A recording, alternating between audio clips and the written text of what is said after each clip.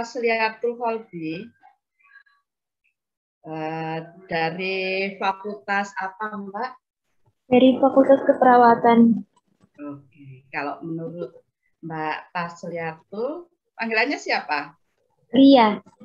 Lia, menurut Mbak Lia, apa sih yang disebut dengan perilaku? Perilaku kesehatan yaitu suatu sikap di mana dia mencerminkan menerapkan suatu sistem kesehatan, suatu sikap kewajiban. Ya, kalau perilaku sendiri apa perilaku sendiri? Kalau perilaku sendiri itu sebuah sikap di masyarakat yang dimiliki oleh seseorang dalam menerapkan kehidupan sehari-hari. Baik. Nah, ini perilaku itu ada dua ya, ada perilaku individu dan perilaku masyarakat ya. Kalau menurut Mbak Gastia, ini coba berikan contoh perilaku individu yang mendukung kesehatan dan perilaku yang bisa mengganggu kesehatan.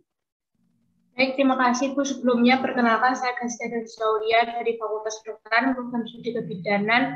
Contoh perilaku yang mendukung kesehatan yaitu makan sayur, olahraga, terus yang dapat mengganggu kesehatan seperti merokok dan lain-lain. Sekian, terima kasih. Baik, ya. Sini suka sayur semua enggak? Apa cuma Mbak Gastia yang suka sayur ini? Ini biasanya ini kalau kaum milenial ini sulit sekali ya kalau disuruh makan sayur gitu ya.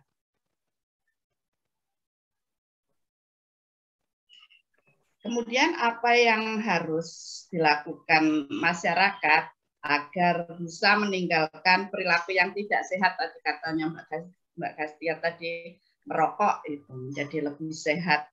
Jadi kira-kira apa yang harus dilakukan? Mas Nathanael Jonathan. Mas Nathan, ya, panggilannya siapa? Iya, Nathan, Bu. Nama saya Nathanael Jonathan dari Fakultas Kedokteran, Bu. Mungkin yang perlu ditingkatkan itu kesadaran masyarakat Bu, tentang kesehatan itu apa, terus gunanya apa, dan pentingnya apa untuk kehidupan manusia. Itu sih, Bu. Terima kasih, Bu. Jadi harus memberikan penyuluhan gitu kepada masyarakat. Oke. Kalau kalau Mas Ilyas, Ahmad Ilyas, ini kalau yang di sekitarmu, di masyarakat sekitarmu, kira-kira kegiatan apa yang bisa mendukung kesehatan, kemudian kegiatan apa yang kira-kira bisa merusak kesehatan. Mas Ilyas. Sebelumnya terima kasih. Perkenalkan nama saya Ahmad Ilyas Nurzabdami dari Fakultas Vokasi Prodi Keperawatan.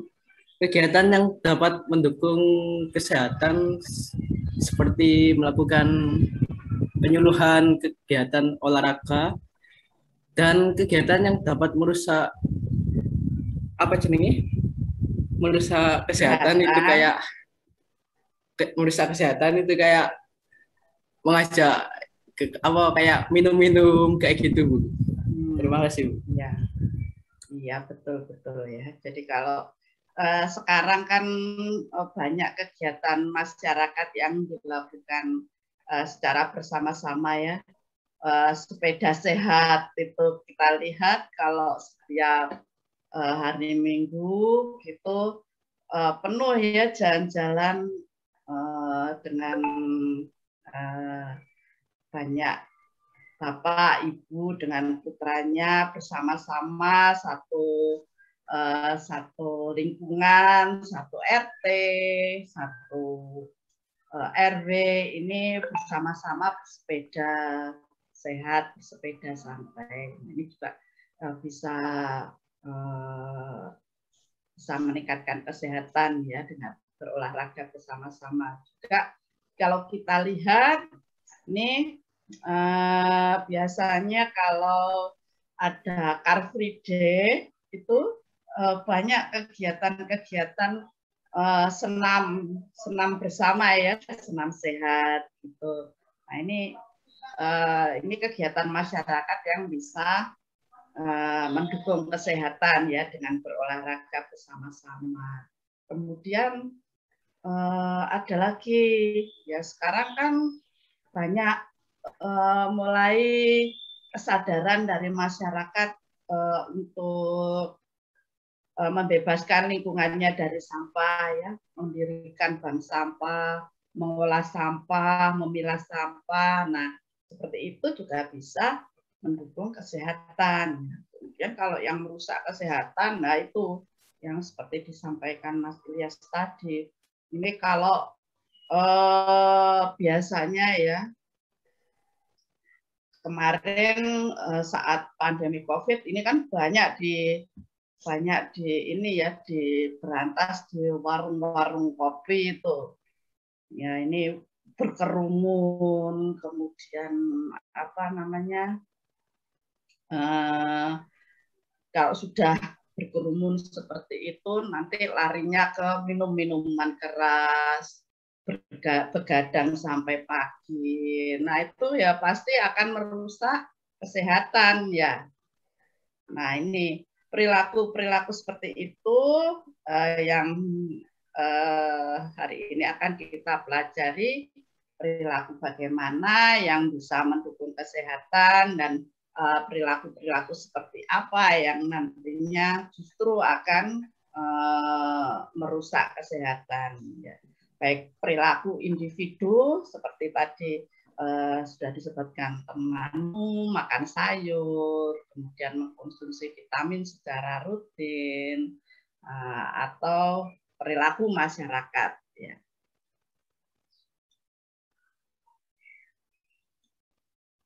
Nah, ini pokok bahasan pertama adalah konsep perilaku personal. Ya. Konsep perilaku personal.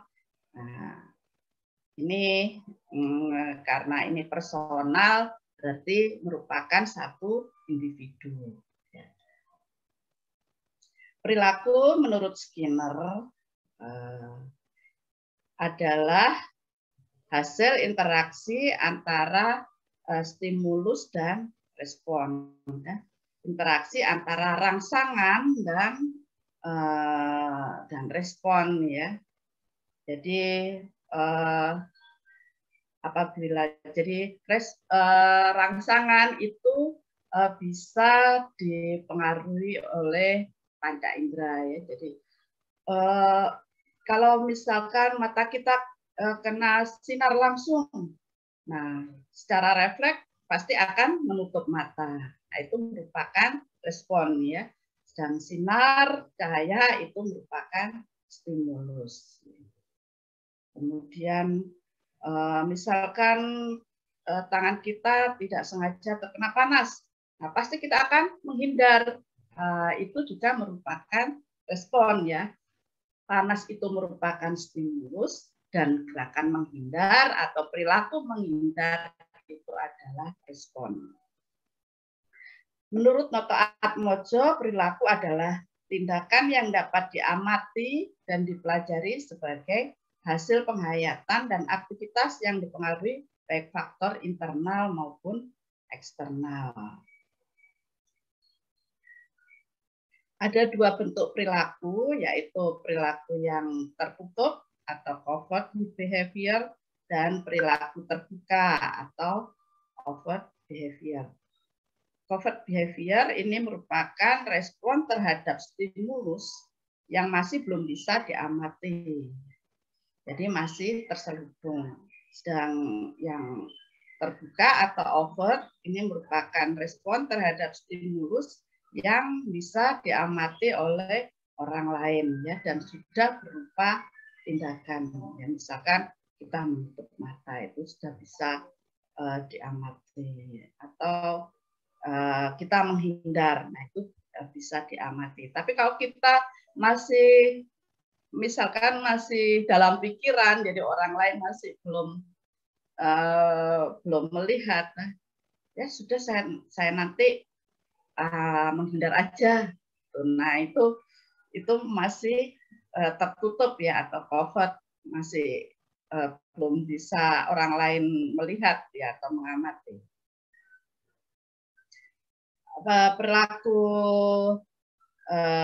Perilaku kesehatan personal adalah tindakan individu, kelompok, dan organisasi, termasuk perubahan sosial, ya, pengembangan dan implementasi kebijakan dan peningkatan kualitas hidup. Ya.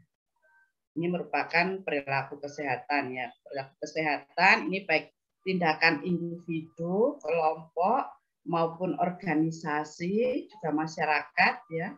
Ini yang berpengaruh terhadap perubahan sosial, pengembangan, dan implementasi kebijakan, serta peningkatan kualitas hidup.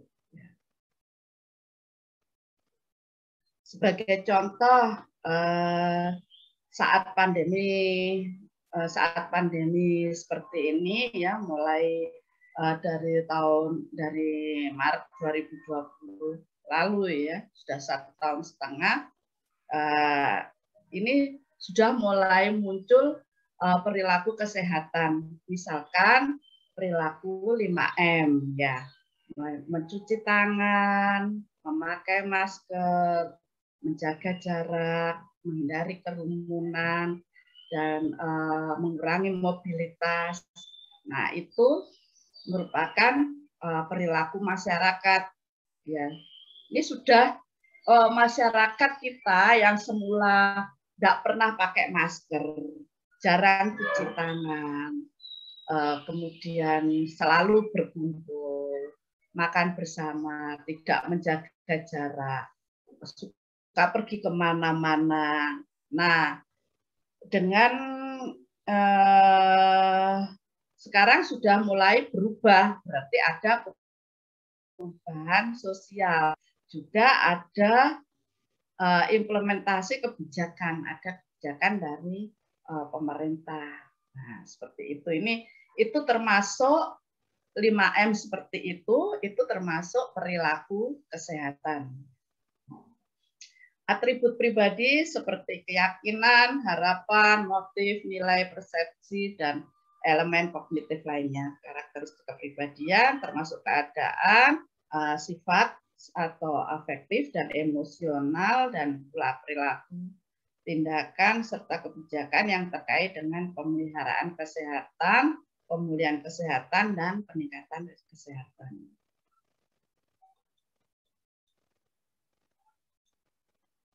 Ini sangat kita rasakan setelah kita bersama-sama memasuki masa pandemi ini.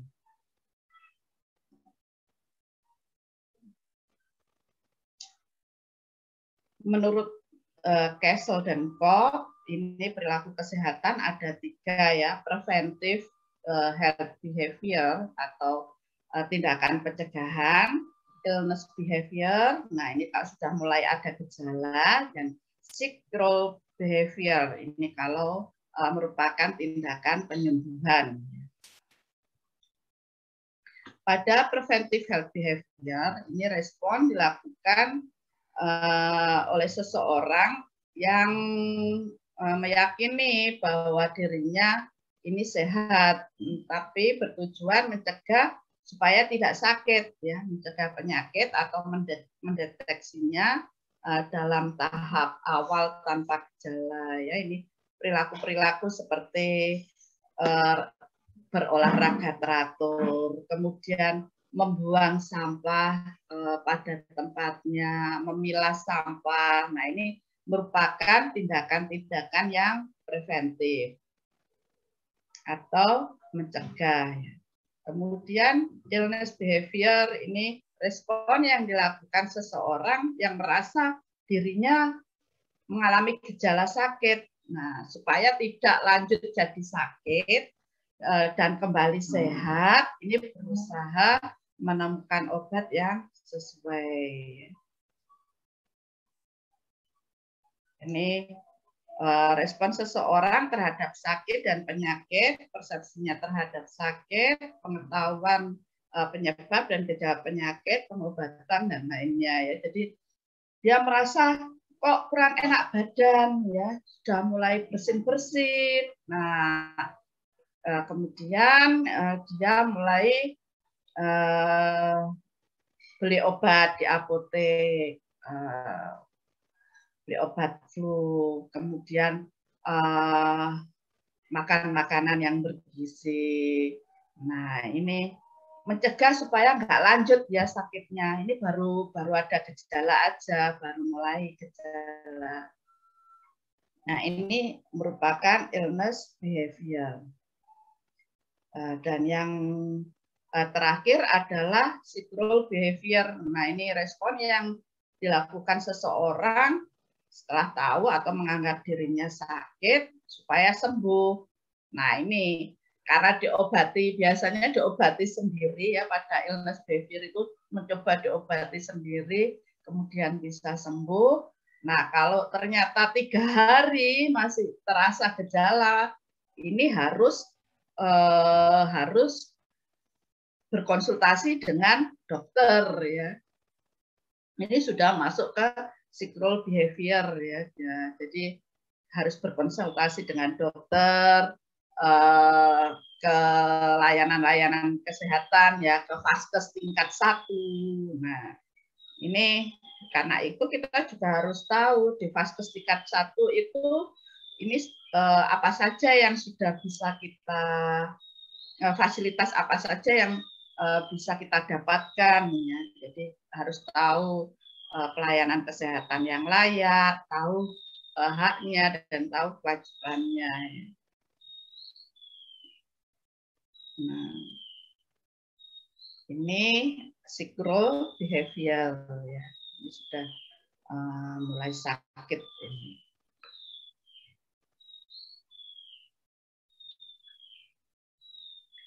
Nah, domain perilaku ini ada 3 ya, dari aspek kognitif atau pengetahuan, afektif atau sikap, dan psikomotor atau keterampilan.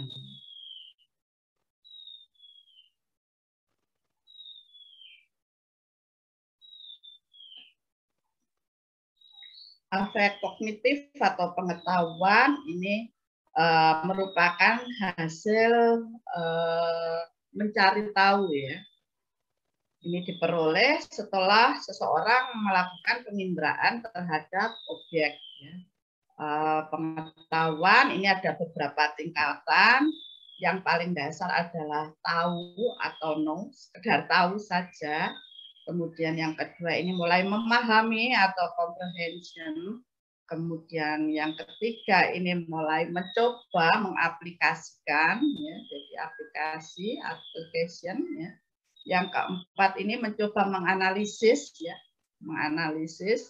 Ini sudah mulai melihat hubungan antara sebab akibat, ya loh. Ternyata kalau saya banyak minum es nantinya akan pilek. Nah, seperti itu. Ini merupakan hasil analisis, ya. Kemudian mensintesis, dan yang keenam adalah mengevaluasi. Jadi ini kalau sudah dari beberapa kejadian bisa dilakukan evaluasi. Ini dari aspek kognitif atau pengetahuan. Yang dari aspek afektif atau sikap, ini merupakan reaksi atau respon seseorang terhadap suatu stimulus atau objek. Ya. Ini berupa kesiapan atau kesediaan untuk bertindak. Sikap belum merupakan tindakan atau aktivitas, tapi sudah merupakan predisposisi tindakan suatu perilaku. Dan ada beberapa tingkatan sikap atau afektif. Ya. Yang pertama itu menerima atau receiving. Kemudian yang kedua ada responding. Yang ketiga ini menghargai atau valuing, dan yang keempat bertanggung jawab atau responsible.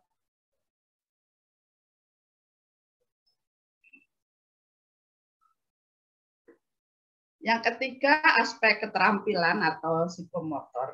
Ini merupakan perwujudan dari pengetahuan dan sikap yang telah dimiliki. Seringkali diperlukan faktor pendukung atau kondisi yang memungkinkan, misalkan adanya fasilitas. Ya. Ada beberapa tingkatan psikomotor atau keterampilan. Yang pertama adalah persepsi atau perception. Kedua, respon terpimpin atau guided respon. Yang ketiga, mekanisme atau mekanisme. Dan yang keempat, adopsi.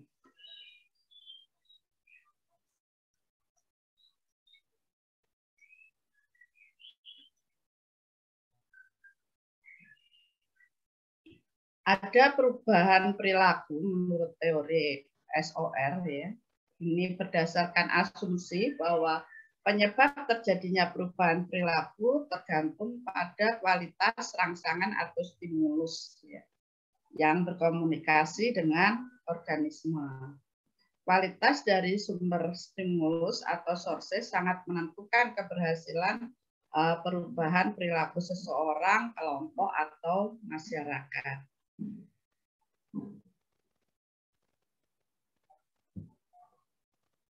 Proses perubahan perilaku menggambarkan proses belajar pada individu, di mana stimulus rangsang yang diberikan pada organisme bisa diterima atau bisa ditolak. Ya. Jika stimulus diterima, maka organisme mengerti dan melanjutkan pada proses berikutnya, tapi organisme mengelola stimulus tersebut menjadi kesediaan untuk bertindak demi stimulus yang sudah diterima ya. Jadi dia akan bersikap. Dukungan fasilitas serta dorongan dari lingkungannya ini mempunyai efek tindakan dari individu sehingga terjadi perubahan perilaku.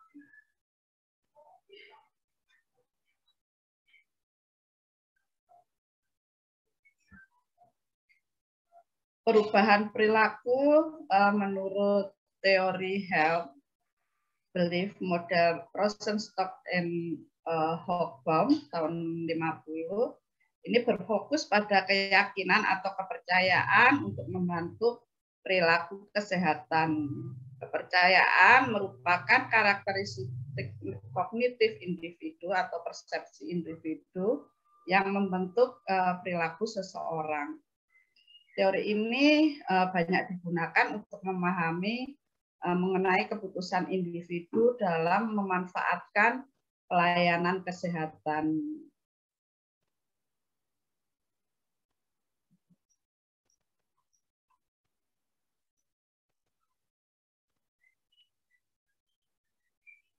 Selanjutnya, teori health belief model ini adanya kepercayaan atau keyakinan bisa diperoleh melalui internalisasi dari sekitar, terutama pada saat anak-anak ya, kemudian mengadopsi kepercayaan dari orang lain yang berpengaruh ya, misalkan dari pasangan atau dari pimpinan atau dari pemuka agama. Nah, biasanya dari kiai itu pasti apa yang dikatakan oleh kiai pasti diturut oleh santri-santrinya. Pesan yang diterima terus-menerus dan berhubungan dengan kepercayaan atau keyakinannya terhadap kesehatan. Ya, jadi kalau lebih sering mendengar iklan-iklan layanan kesehatan, nah ini frekuensi seringnya menerima iklan-iklan tersebut ini bisa mempengaruhi terhadap kepercayaan atau keyakinannya.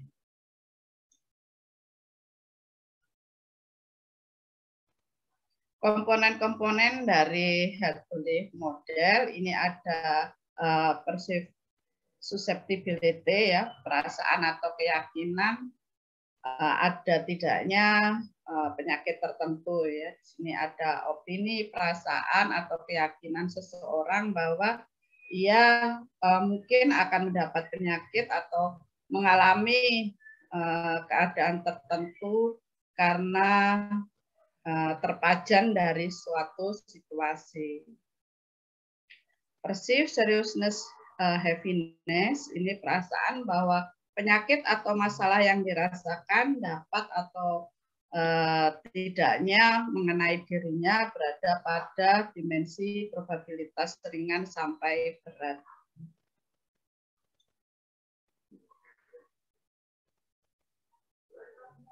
Di sini ada perceived threat, ini adalah perasaan atau keyakinan seseorang tentang keterancamannya oleh kondisi, masalah, atau penyakit tertentu. Perceived benefit, ini keuntungan ya, jadi manfaat atau keuntungan yang dirasakan bila bertindak ya.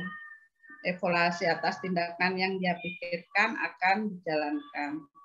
Perceived barrier, ini hambatan ya, perasaan tentang adanya hambatan dalam berperilaku.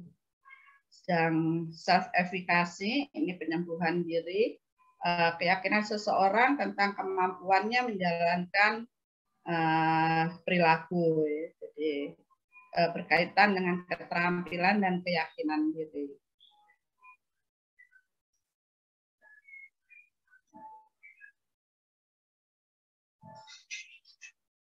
Perilaku ini juga dipengaruhi dengan sosiodemografis.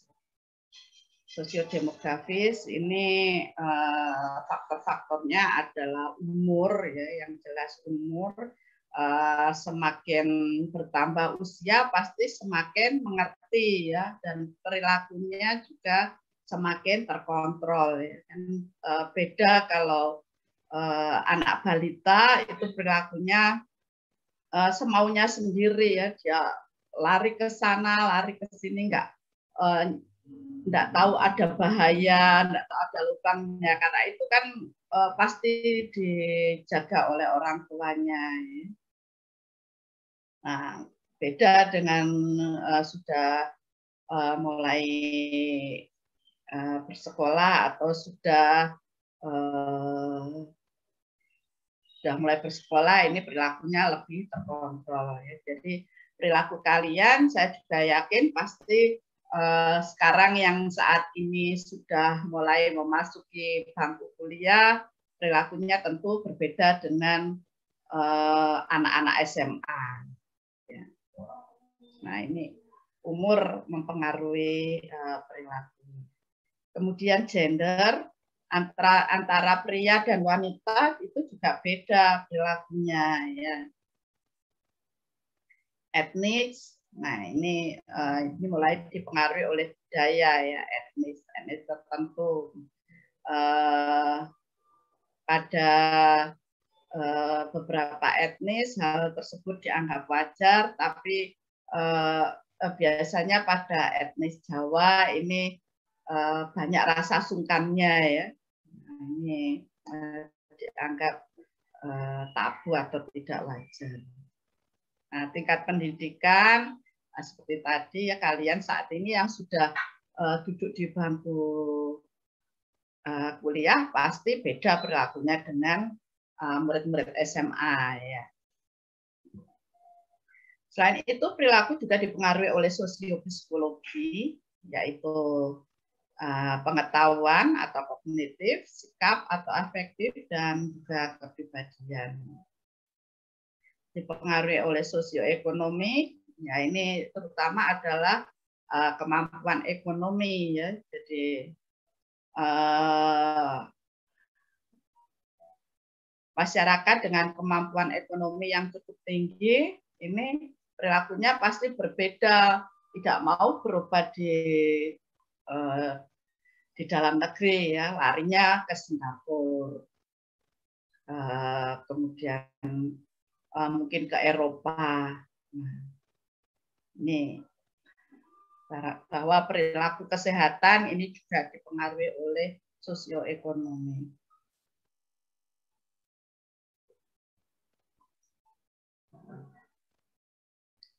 teori held belief model ini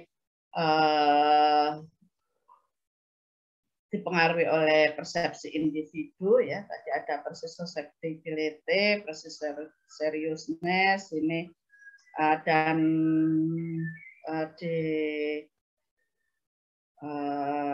dipengaruhi juga oleh umur, gender, etnis, pengetahuan, kepribadian dan sosioekonomi. Dan ini berpengaruh terhadap perceived threat atau perasaan terancam.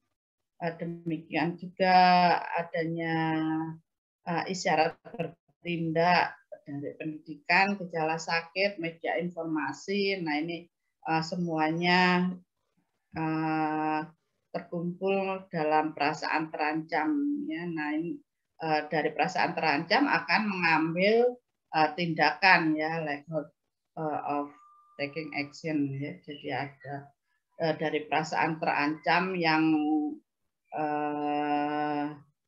berasal dari berbagai pengaruh tadi akan mempengaruhi tindakannya ya. Kemudian juga dari perceived benefit dan barrier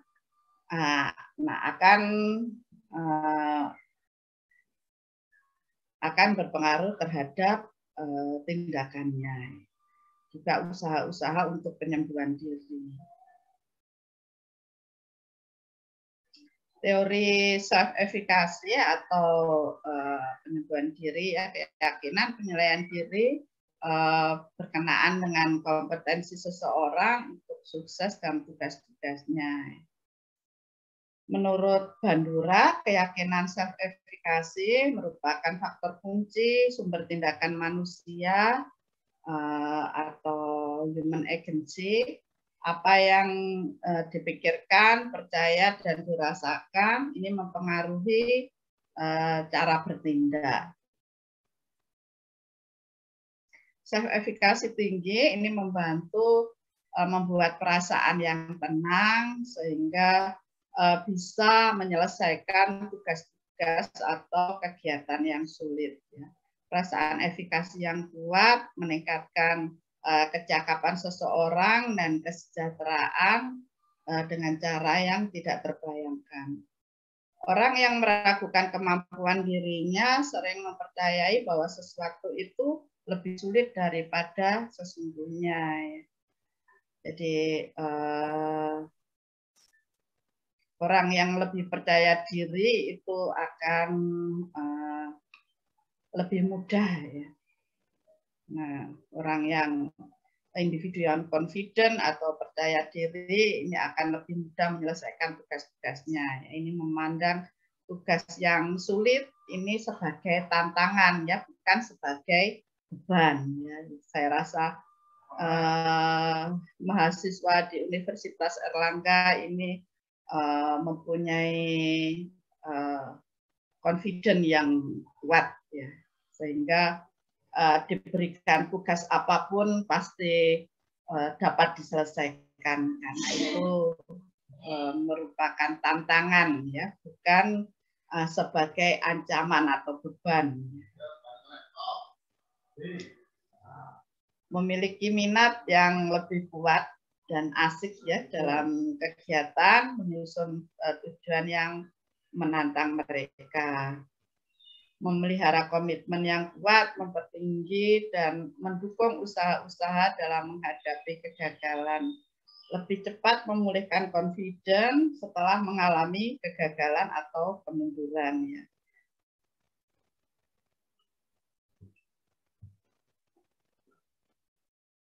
Jadi memandang bahwa kegagalan itu merupakan keberhasilan yang tertunda. Ini merupakan ciri dari individu yang confident.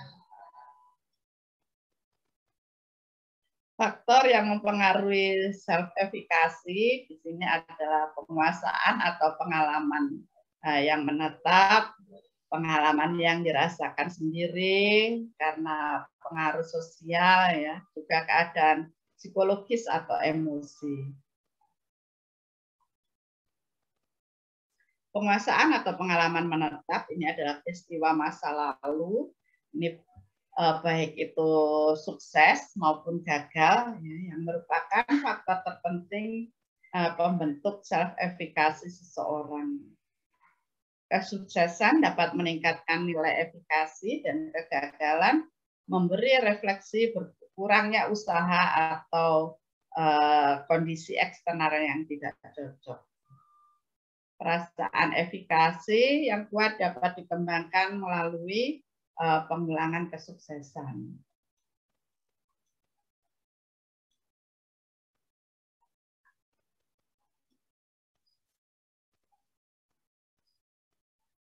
Pengalaman yang dirasakan sendiri, ya. Seorang membuat judgement tentang kemampuan diri dibandingkan dengan orang lain yang bila mengerjakan tugas yang serupa.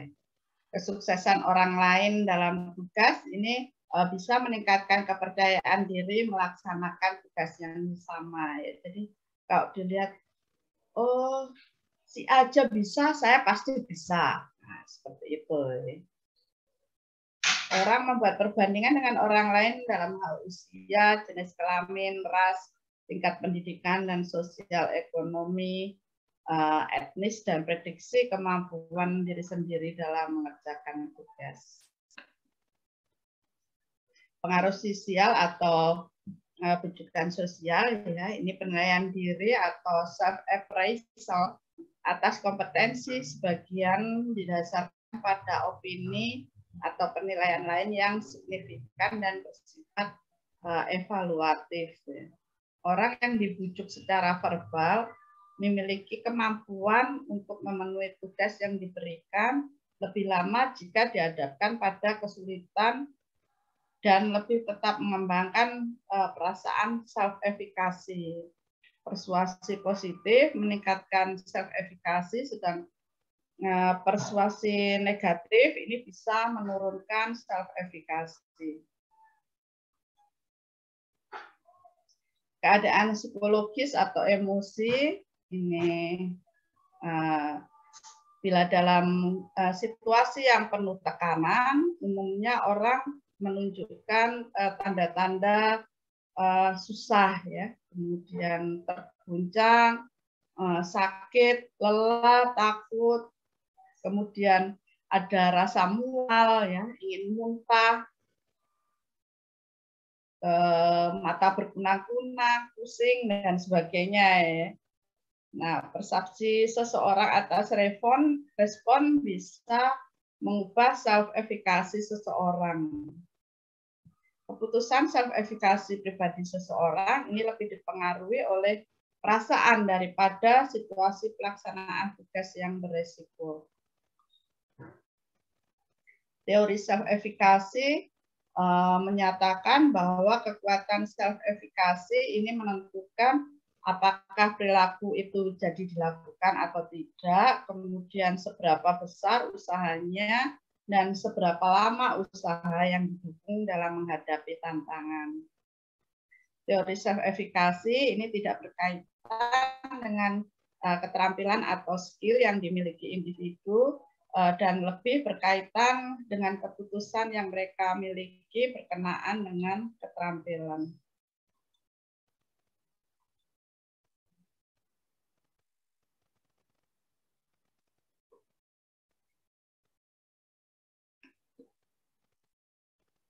Nah, ini tentang perilaku individu tadi, ya. Sekarang kita menginjak ke perilaku masyarakat, ya. Jadi ini bila individu-individu dikumpulkan bisa menjadi satu organisasi atau masyarakat, ya, menjadi masyarakat.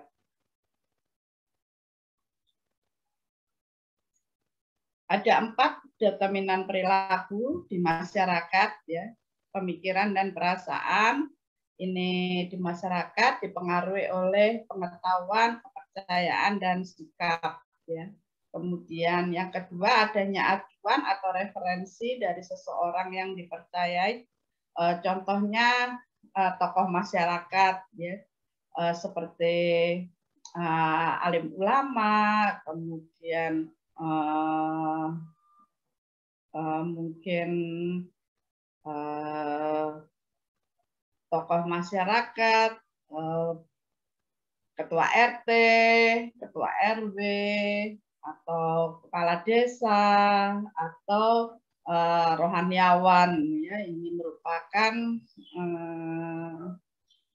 tokoh-tokoh masyarakat yang dipakai sebagai acuan referensi. Sumber daya yang tersedia, misalkan adanya fasilitas, kemudian dana, ya, uang, waktu, tenaga kerja, ini berpengaruh terhadap perilaku masyarakat positif maupun negatif. Kemudian yang terakhir adalah dilihat dari budaya, ya. Nah, ini biasanya kebiasaan, budaya, ini tradisi, ini berpengaruh terhadap perilaku dari masyarakat. Nah, ini individu-individu manusia, ini merupakan makhluk sosial yang berkumpul bisa menjadi masyarakat, ya. Dalam waktu yang lama akan membentuk satu kebudayaan.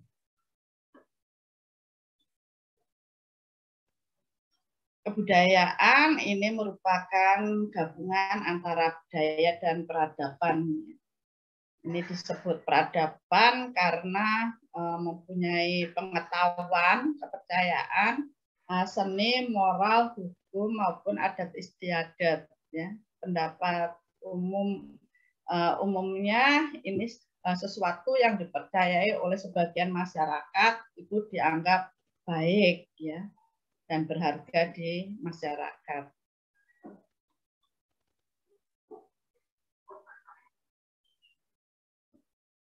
Kebudayaan sendiri ini berasal dari bahasa Sanskerta, ya, yang berasal dari kata budaya atau budi, ya, yang berarti budi pekerti atau akal, ya, sehat, ya. Segala sesuatu yang berkaitan dengan akal dan dipisahkan menjadi budidaya, ya, dari kata budi dan daya, merupakan cipta, rasa, karsa, dan karya. Dalam bahasa Inggris, kebudayaan ini disebut dengan culture, ya, yang berasal dari bahasa Latin, color, ya, yang mengubah atau mengerjakan.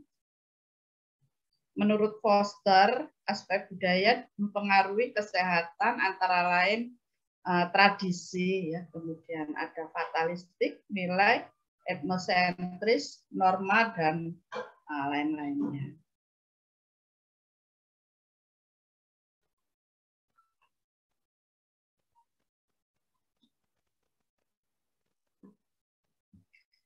Ada beberapa kebudayaan yang berlaku di masyarakat. Ini seperti contoh orang Papua, ya. Ini untuk melindungi alam itu menganggap gunung itu sebagai ibu, ya. Jadi harus selalu dilestarikan. Untuk mengatur hubungan antara manusia, ini kebudayaan mengatur agar manusia mengerti bagaimana bertindak, menentukan sikap, bagaimana berhubungan dengan orang lain, menciptakan kebiasaan atau habit sebagai suatu perilaku pribadi yang membentuk kebiasaan khusus bagi dirinya sendiri, dan dari kebiasaan itu dia menganggap sebagai aturan. Kebudayaan ini juga sebagai wadah terhadap segenap perasaan manusia. Jadi ada unsur seninya juga.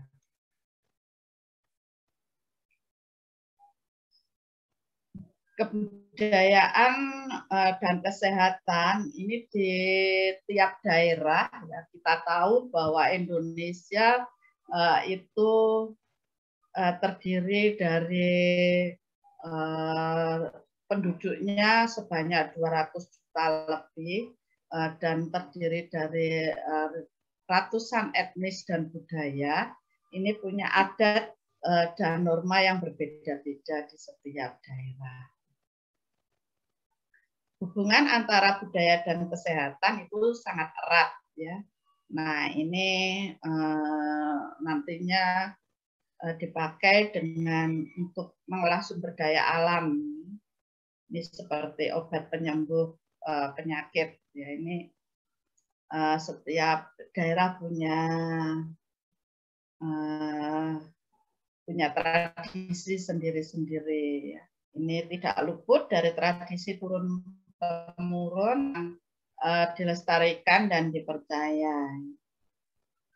Tapi tidak semua budaya berpengaruh baik ya terhadap kesehatannya.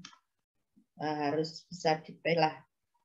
Sebagai contoh ini kesehatan ibu dan bayi. Nah, barangkali kalau dari masyarakat Jawa itu percaya kalau ibu yang melahirkan pada usia kandungan 7 bulan, ini bayinya itu lebih kuat, katanya lebih tahan hidup dibanding dengan bayi yang lahir pada usia misalkan 8 bulan. Nah, karena itu akhirnya di masyarakat Jawa itu dikenal dengan budaya tingkeban ya. Kalau seorang wanita hamil 7 bulan itu biasanya namanya tingkeban. Kalau mitoni itu biasanya kalau anak yang bayinya sudah berusia 7 bulan itu mitoni. Kalau ya, ibunya yang hamil 7 bulan itu biasanya ada tingkeban ya. Nah, ini istilah ini merupakan upacara ya yang perwujudan supaya ibu dan bayi ini lepas dari bahaya. Ya. Nah, biasanya itu oleh nenek-nenek kita dulu ya, seorang wanita yang sedang mengandung itu dibekali dengan berbagai benda ya, seperti kaca, gunting, seperti itu ya. Ini dipercaya supaya bayi ini terhindar dari makhluk halus. Nah, biasanya tingkeban ini untuk wanita yang sedang hamil 7 bulan ya, dan baru kehamilan yang pertama ya. Ini juga dimaksudkan dengan supaya memberi ketenangan pada calon ibu tersebut, karena kan sebelumnya belum pernah hamil dan melahirkan ya. Dengan adanya upacara tingkeban itu memberi rasa ketenangan ya.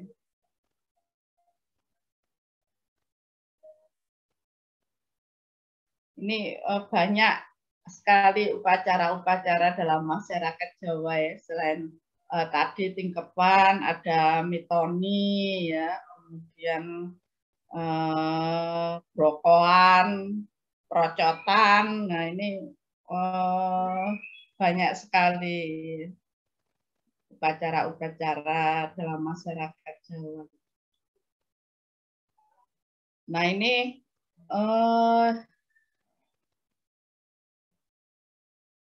ibu-ibu yang sedang hamil pun ini juga banyak diberi empon-empon ya, rempah-rempah, ada daun belingo, bangle, ada kunir, berambang, tumbar, laos, jinten, secang, kayu manis, cendono, kemuning. Nah, ini kemudian ditumbuk jadi satu, kemudian ditempelkan atau dibalurkan ke yang sakit ya. Utamanya ini yang di ubun-ubun di atas kepala sini ya, biar panasnya menurun ya, bisa meredakan demam. Dulu anak bayi itu kalau demam itu dikeroki pakai berambang ya, mungkin masih ada yang menemukan ya. Jadi bukan dikerok pakai uang logam ya, pakai bawang merah sama minyak ini ya, minyak kelapa. Nah, ini supaya berkeringat, kemudian peredaran darahnya lancar, nah, akhirnya bisa menurunkan suhu badan.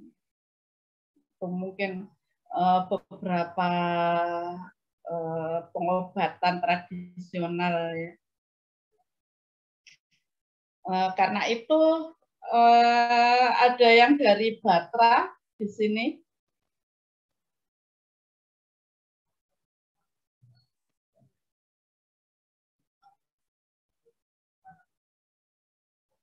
Nah, ini karena pengaruh globalisasi atau modernisasi ya, tadi sudah disebutkan oleh teman kalian dan oleh Mas Ilyas sama Mbak siapa tadi, ada karena pengaruh modernisasi ini juga terjadi peningkatan perilaku yang berbahaya ya bagi kesehatan, misalkan merokok, minum minuman keras, narkoba, kemudian pemakaian gadget yang berlebihan. Ini sampai terjadi dari perkawinan dini ya. Kemudian makan makanan yang kurang sehat ya, ini junk food ya, di sini ada junk food. Ini membawa peningkatan perilaku yang berbahaya bagi kesehatan.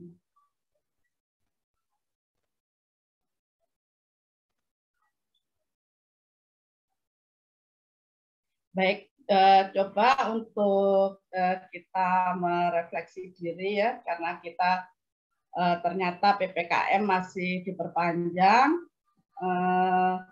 Barangkali bisa kita didiskusikan ya, bisa kita diskusikan, bisa Anda sebutkan perilaku individu apa yang bisa meningkatkan imun atau mencegah kita tertular dari virus COVID-19, atau perilaku individu yang seperti apa yang justru akan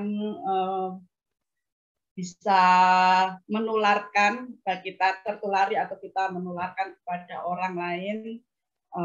Kemudian perilaku masyarakat apa yang bisa mencegah, dan perilaku masyarakat yang bagaimana yang bisa meningkatkan penularan dari virus COVID-19. Barangkali bisa kita diskusikan di sini supaya kita tahu perilaku-perilaku kesehatan, baik perilaku individu maupun perilaku masyarakat dan budaya ya. Barangkali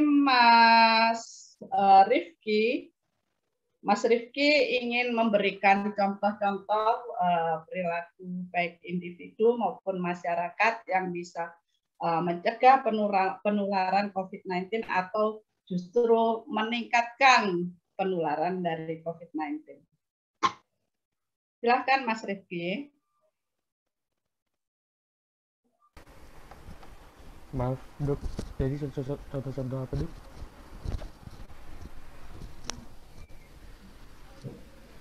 Halo?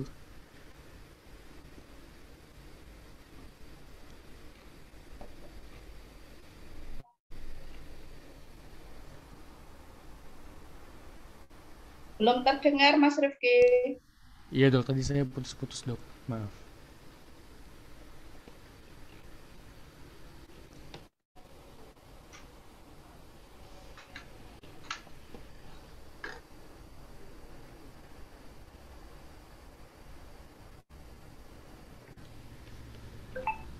Atau ini saja, perilaku individu apa yang sudah Anda lakukan ya sebagai usaha Anda untuk mencegah penularan COVID-19? Baik, perkenalkan sama saya Rifki dari Fakultas Kedokteran. Saya izin menjawab. Perilaku yang saya sudah lakukan untuk mencegah penularan COVID-19 adalah tentunya dengan melakukan vaksin, yaitu vaksin dengan 2 dosis, serta mengikuti PPKM, serta menjalankan social distancing saat keluar dok. Baik, Mas Rifki sudah berusaha mengikuti PPKM dan menjalankan sosialisasi ya Mas Rifki, gitu ya? Iya, benar dok. Baik, barangkali ada pendapat lainnya dari Mbak Anissa Trimaharani dari FKG ya. Oke, dokter. Pertanyaannya, cara untuk, maaf dokter, bisa diulang tadi soalnya. Perilaku individu apa yang telah Anda jalankan untuk mencegah penularan COVID-19? Jadi untuk Anda sendiri. Perilaku yang sudah saya usahakan untuk mencegah diri saya dari tertular COVID-19. Yang pertama, saya menghindari kerumunan sebisanya. Namun apabila saya pergi keluar, tidak lupa saya menggunakan masker, kemudian saya mencuci tangan dengan bersih, dan makan makanan yang sehat, serta meminum vitamin agar membentuk imun yang kuat. Terima kasih dokter. Terima kasih Mbak Anissa. Nah itu contoh perilaku individu dari Mbak Anissa. Bagaimana dengan Mbak Sabita?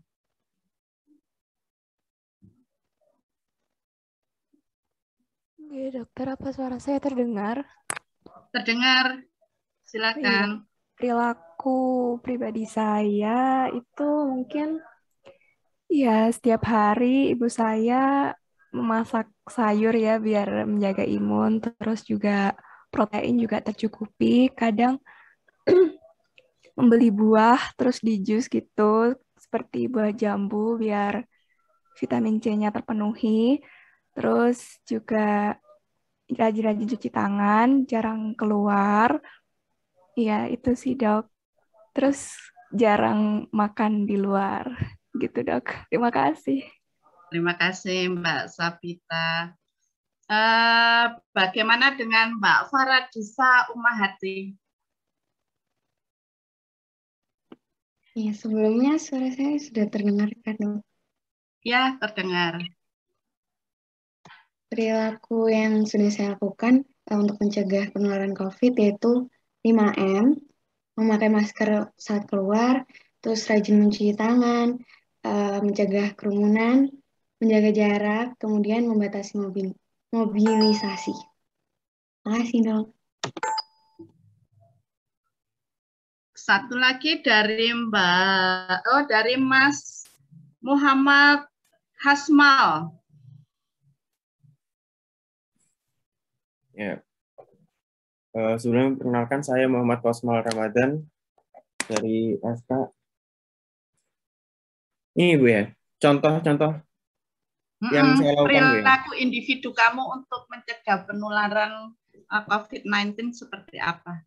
Kalau saya sih keluar hanya saat sangat dibutuhkan saja, lalu mengurangi kontak fisik, menggunakan masker ketika keluar, dan juga itu apa namanya, mencuci tangan setelah menyentuh apapun. Ya. Bagaimana dengan vaksinasi? Iya, vaksinasi juga. Sudah ya? Sudah, Bu. Berapa kali? Sudah 2. Oh, sudah 2 kali. Baik, terima kasih. Itu Masih, Bu.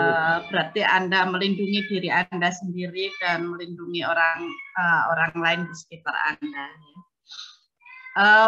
Baik, kira-kira perilaku individu seperti apa ya yang bisa meningkatkan penularan COVID-19 ya.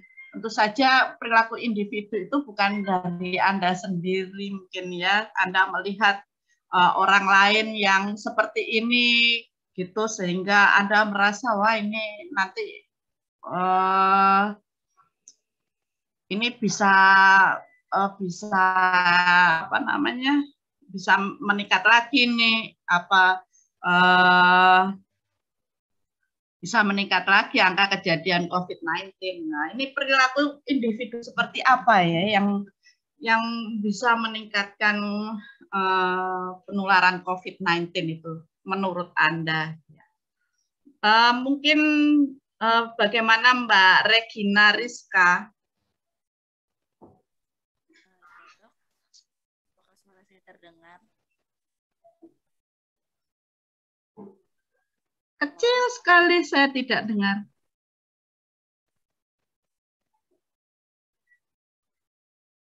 Dok, apakah ya, suara ya. saya terdengar? Ya. Sudah. Jadi di lingkungan saya banyak sekali teman-teman saya yang berkumpul-kumpul dan sangat lama saat makan gitu, Bu. Terus jadi nongkrong-nongkrongnya tuh lama sekali. Jadi itu menurut saya meningkatkan virus COVID-19 itu bisa menyebar. Iya. Sudah banyak ya temannya yang nongkrong sekarang? Iya, Bu. Jangan ikut-ikut ya. Iya, Bu. Kalau Mas Stephen gimana? Perilaku seperti apa yang kira-kira bisa meningkatkan penyebaran COVID-19 itu? Mas Stephen. Ya, Bu. Apa suara saya terdengar? Ya, jelas sekali. Sama seperti yang disampaikan Mbak sebelumnya sih. Teman saya sudah mulai banyak yang nongkrong, padahal yang dilakukan ketika nongkrong itu ya cuman ngobrol-ngobrol biasa aja. Sebenarnya bisa dilakukan melalui chatting atau apa, media sosial kan sekarang ada. Terus mungkin yang lainnya masih banyak masyarakat yang tidak mau untuk divaksin gitu, Bu. Yang masih berpikiran saya tanpa vaksin sehat kok gitu. Jadi nggak usah vaksin juga nggak apa-apa gitu, Bu, mungkin. Iya. Ya, ternyata masih ada ya masyarakat berpikiran seperti itu ya. Bagaimana menurut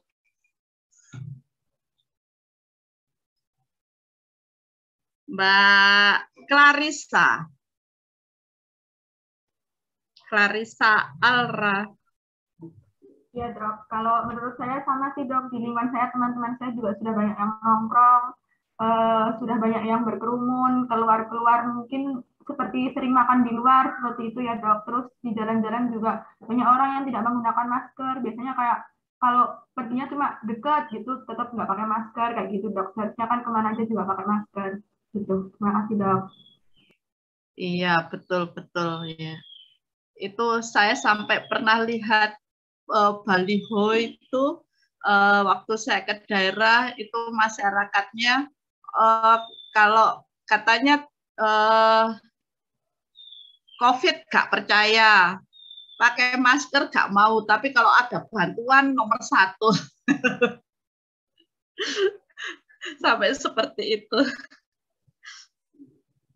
Baik, kira-kira apa yang harus dilakukan agar masyarakat atau individu yang berperilaku seperti itu, yang tadi masih suka berkerumun, tidak mau pakai masker, kemudian tidak mau divaksin, kira-kira apa yang bisa Anda lakukan atau kita lakukan menghadapi masyarakat seperti itu?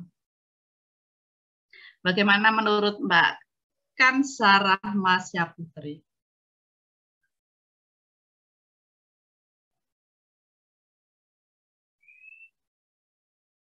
Mbak Kansa bisa mendengar?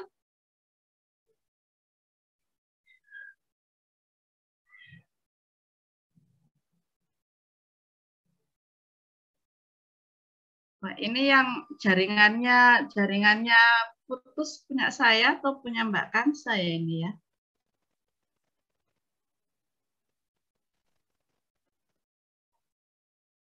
Halo Mbak Kansa. Iya, Iya. baik dok. Tadi putus-putus. Halo? Iya, makanya ini yang jaringan saya atau jaringannya Mbak Kansa ini. Halo? Halo? Iya, iya. Ya, tadi saya nggak dengar dok. Apa? Bagaimana Pak? Kira-kira apa yang harus kita lakukan ya menghadapi masyarakat yang seperti itu, yang nggak mau pakai masker, kemudian masih suka bergerombol, nggak mau divaksin, nah, seperti yang disebutkan teman-teman kamu tadi. Kira-kira apa yang bisa kita lakukan? Baik dok. Kalau menurut saya itu butuh strategi sosialisasi yang tepat agar anjuran atau protokol kesehatan itu bisa disampaikan secara efektif dan diterapkan oleh masyarakat.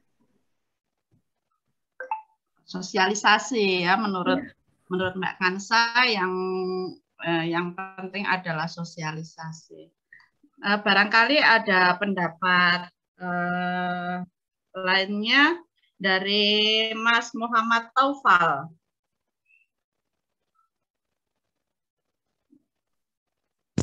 Iya, halo dok. Ya. Kedengaran? Jelas. Ya, kalau menurut saya sih hal seperti tadi itu ya bisa dilakukan kayak saling mengingatkan, terus juga sosialisasi. Karena pada dasarnya kayak orang yang memiliki kepercayaan kayak itu nggak akan percaya kalau dirinya atau keluarganya itu ada yang kena gitu. Biasanya sih gitu menurut saya. Iya, betul. Jadi mereka tetap tidak akan sadar ya, bahkan dulu ada yang menghirup nafas dari orang yang kena COVID, kemudian ini ya mereka tidak sadar kalau belum mengalami sendiri. Barangkali ada pendapat lainnya dari Mbak Dina. Mbak Dina bisa on mic. Dina Arismaniatul.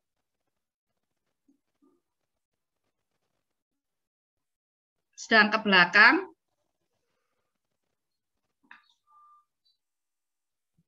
Atau dari Mbak Mayomi Safira. Iya, Bu. Ya. Kira-kira apa yang bisa kita lakukan menghadapi individu-individu atau masyarakat yang abai seperti itu? Ya, sebelumnya benar kata teman-teman saya, yaitu melakukan sosialisasi dan memahamkan kepada masyarakat mengenai prokes yang benar dan manfaat dari vaksin yang sekarang masih belum dipercayai bagi beberapa orang. Namun jika orang-orang itu adalah orang-orang di sekitar kita, mungkin kita bisa mengingatkan kembali, karena kalau orang awam mungkin kita masih sungkan, tapi kalau orang di sekitar kita bisa mengingatkan sendiri. Begitu, Bu. Ya, baik. Jadi tindakan nyata, perilaku nyata dari kalian ini yang sangat dibutuhkan ya dalam mendukung pemerintah agar negara kita segera bebas dari pandemi COVID-19 ini. Baik, saya rasa untuk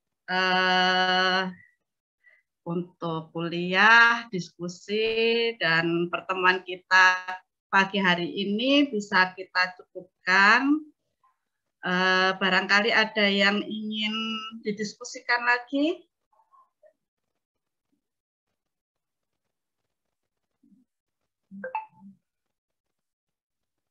Ya, marilah kita doakan bersama semoga pandemi ini segera berakhir dan kita bisa kembali bertatap muka secara langsung di masa-masa mendatang. Semoga semua sehat selalu dan dalam lindungan Tuhan Yang Maha Esa. Terima kasih. Wabillahi taufik wal hidayah. Wassalamualaikum warahmatullahi wabarakatuh. Waalaikumsalam warahmatullahi wabarakatuh. Terima kasih, Dok. Terima kasih, Dok. Iya, Dok.